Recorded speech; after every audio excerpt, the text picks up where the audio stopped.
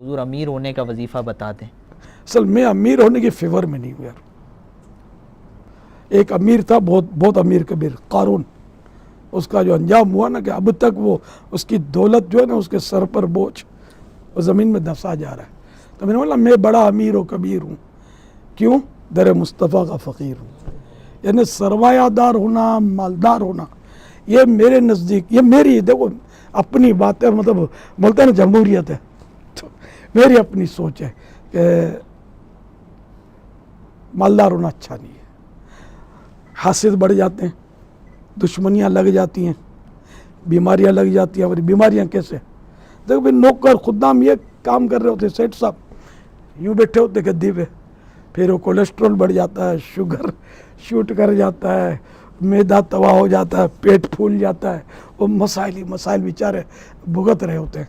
تو یہ جو مزدور ہوگا نا اس کی صحت اچھی ہوگی مالدار کے مقابلے میں۔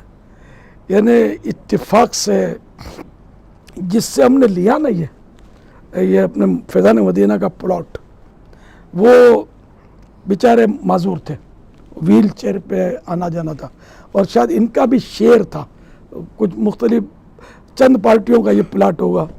تو ان سے یہ آئے تھے فیضان مدینہ، میں بھی تھا، ہماری کچھ بات چیت ہوئی، تو میں ان کو دیکھا، میں نے کہا یار، اور اس وقت کے 2.25 کروڑ تو اب کے 2.25 ارب، یہ ان میں سے تو کوئی بھی پیدا نہیں ہوا تھا، اللہ ماشاء اللہ وہ یہ پیدا ہو گئے ہوں گے تو چڈیاں پہن کر گلی میں پھدکتے ہوں گے، سر آپ تو نہیں پیدا ہوئے ہوں گے، اتنی پرانی بات کر رہا ہوں۔ تو وہ بیچارے معذور تھے پاؤں سے، تو وہ ویل چیئر پر، تو میں نے ان کو کہا کہ آپ کو یوں نہیں لگتا ہوگا کہ میں ملازم ہوتا، میں مزدور ہوتا، اور مطلب یہ ساری جائیدادیں اور یہ مال میرے پاس نہ ہوتا؟ کیا خیال ہے آپ کا؟ مزدور کی کیفیت اچھی ہے، یہ ہے آپ کی دولت اور معذوری؟ اس نے کہا کہ آپ صحیح کہتے ہیں، ایسا ہی ہے۔ میں نے کہا وہ ہے نا کہ وہ تندرستی 1000 نعمت ہے۔ یہ ایک میں نے ایک نقشہ کھینچا ہے کہ مطلب، تو یوں مطلب لوگ دولت کے پیچھے خواہ بھاگتے ہیں۔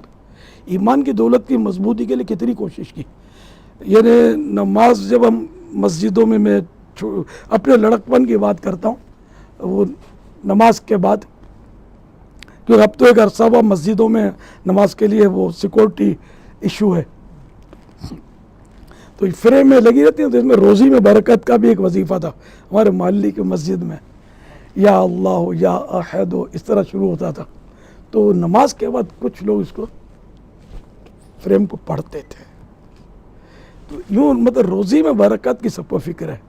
اگر آپ وظیفہ لگا دو نیکیوں میں برکت کا، پھر شاید شرم آئے گی لگانے والے کو کہ یار یہ نہیں لگاتے تو صحیح تھا، ان کو پیسے ہی چاہیے قوم کو، نیکیوں میں برکت کی کہاں پڑی ہے؟ دنیا میں سکھ سب تلاش کر رہے ہیں، قبر کے سکھ کی کس کو پڑی؟